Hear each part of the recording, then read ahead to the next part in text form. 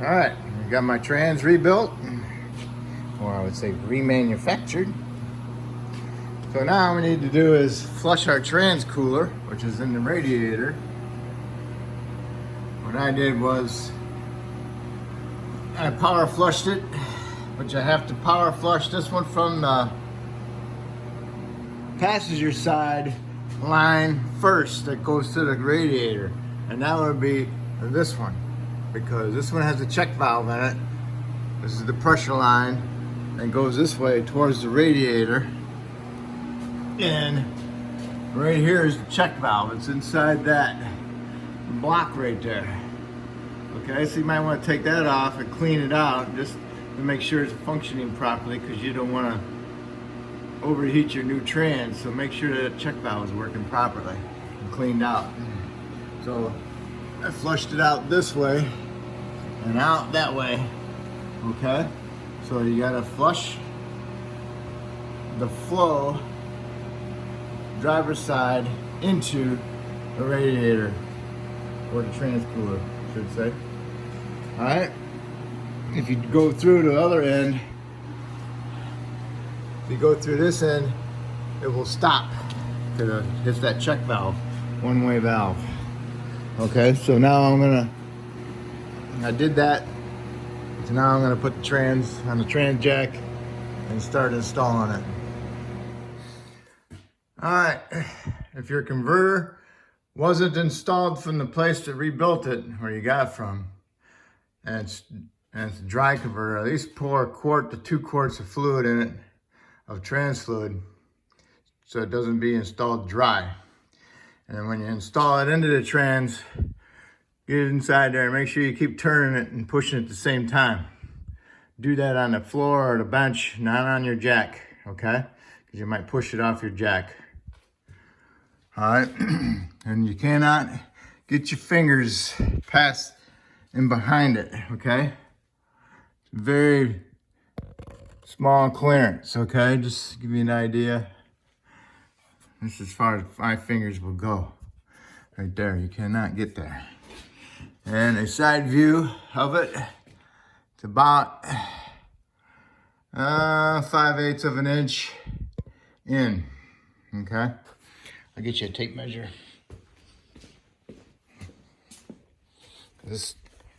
Sometimes that helps. All right. All right. Let's see. Yeah, it's about 5/8, okay? So 5/8 to the flywheel mount. All right. So that's where we're at now. You know, put it up in there and make sure everything's out of the way. Nothing's inside here when you get it up against the back of the engine. Okay, if you got one of those things to hold the converter in there, you want to remove that now. Make sure your lines are up out of the way, everything's out of the way. Make sure your 4-wheel drive unit's not in here. It's sitting up here like that. Make sure your crank sensor's out, not in between. And also that vent tube is not stuck in between the engine and the trans. Go over your dipstick. Make sure the seal's off of here and a new seal inside here for the dipstick. And you just want to make sure that there's nothing sticking in between there when you're going together. And make sure that your trans is above your exhaust hanger. Okay, everything's looking good. So now we can line it up a little bit better and get a couple of our bolts started. All right, you want to line up your dowel pin holes. And these are the ones that go into the bottom, which is the dowel pin holes. These are the 5/8 ones, okay? There's 2 in the bottom, 1 on each side. Get those started. Don't get them fully tightened, just get them started. Make sure your dowels go into the trans or into the back of the engine. And double check to make sure there's nothing stuck in between the bell housing. Okay, make sure your dipstick tube is loose. Make sure the seal's in there. Put some lube on the dipstick and on the seal. And then push the dipstick tube in it. And the bracket goes on the front side of the trans bell housing, okay? Not on the back side, on the front side, okay? There's also a wire harness up there with a little bracket on it. Be aware of that also. I haven't been able to figure that one out. I can't see a hole in the bracket. The next two bolts are these with the nuts on them. This is the one that goes on the trans dipstick tube bracket, okay? And just to be on the safe side, forgot to tell you before you get it all tightened up, go up in here and see if you can turn the converter, okay? If you can turn the converter, that means you're good, okay? Now you can go and finish tightening up your bolts. All right, put your crank sensor in, put your bolt on there and snug it up to 7/16. And you get your wire, you got your vent tube here, put it in that bolt. And then here's that wire harness bracket I was talking about. It goes into that bolt, okay? Make sure that you put them in, they're going that way, the brackets, okay? So now you need to do is take those last two up and go around and double check your trans bolts, okay? Okay, I don't know if I told you, but on the right side, there's a starter solenoid wire with a little bracket on it. And I put that on the lower trans bracket, the lower trans bolt, the 5/8 one, okay? And here's the starter solenoid wire, okay? And I got all the trans bolts tight. So now all I'll do is my torque converter bolts and get them all started first before you tighten them all up, any of them up. Make sure they're all started. On some flywheels, there's flats on the sides. It's a oblong bolt hole. It's not round, it's oblong. If you find that one in there, that's a center hole for the bolts. So you can go ahead and tighten them all up when you find that one. That's a guide. When you're doing your torque converter bolts, you get one started, snug it up and then back it off half of a turn. Turn the flywheel. I use a pry bar, push it against the teeth. Get the next one in, snug it up, back it off. Get them all four. Okay, and then you want to get to the next step you want to do is you want to torque them to 37 foot-pounds. Hold your flywheel, get in here, tighten it up. After you tighten that one up, mark it. And you want to do 4 of them total, okay? And after you've done that, you can put your cover back on. All right, next, install the starter. Remember, this is the one I had to remove the screw to get the connector off. Well, I took the red lock out, disconnected my wire from this little connector here, and I put my screw back in there, and then I just use my connector. And don't forget your positive wire for your starter. You got a bolt here, and then you got your bolt right there, okay? So one is that long, and the other one is a little bit shorter than that.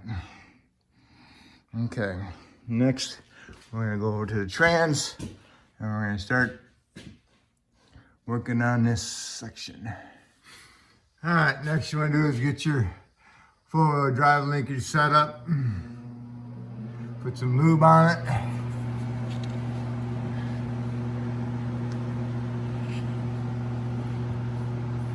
Okay. All the way up here too, up there, and there. All right, that's the way it goes, sits in there.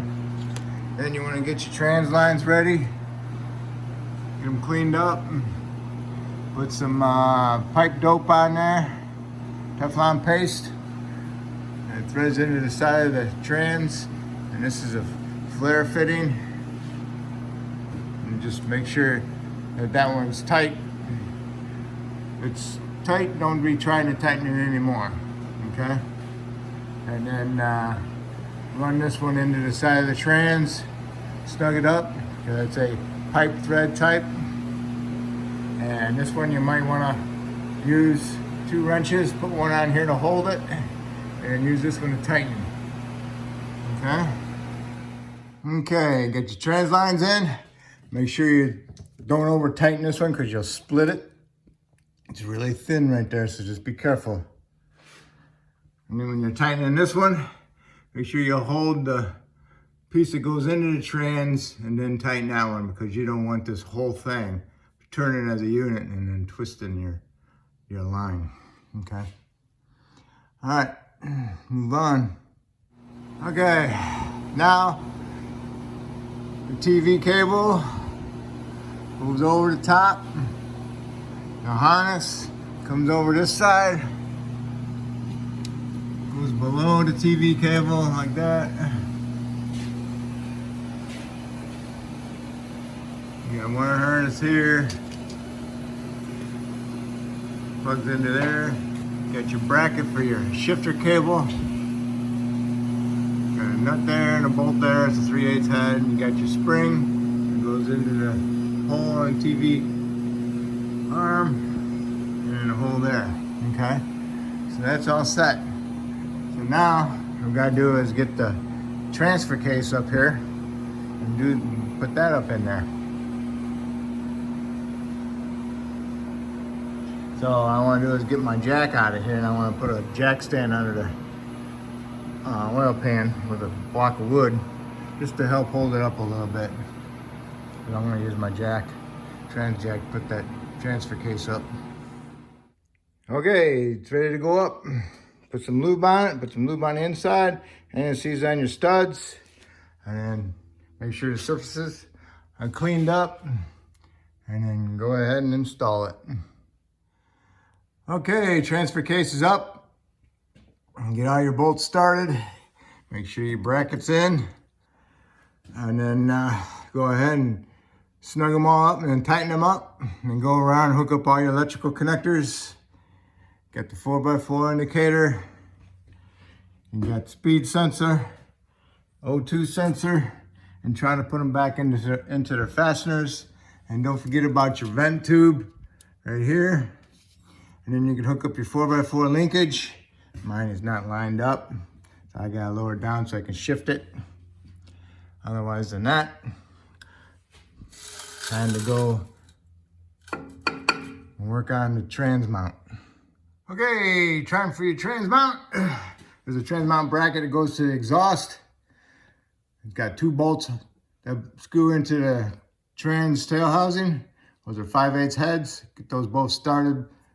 Get them fingers started, make sure they thread in because they're really easy to strip out. And then go ahead and snug them up and tighten them. And then next you need to do is put your new trans mount on there. It's held on with the 4 nuts. And those are 15mm head nuts. Okay. And then I'm gonna hook up my shift linkage. I gotta go up on top and move that so I can hook that up. After I get that done, time to put my drive shafts in, front and rear. And then we'll work on that big cross member. Okay, time for your drive shafts. If you marked them, go ahead and line them up. And get them in there and tap them with a hammer to line them up. Make sure they're seated properly.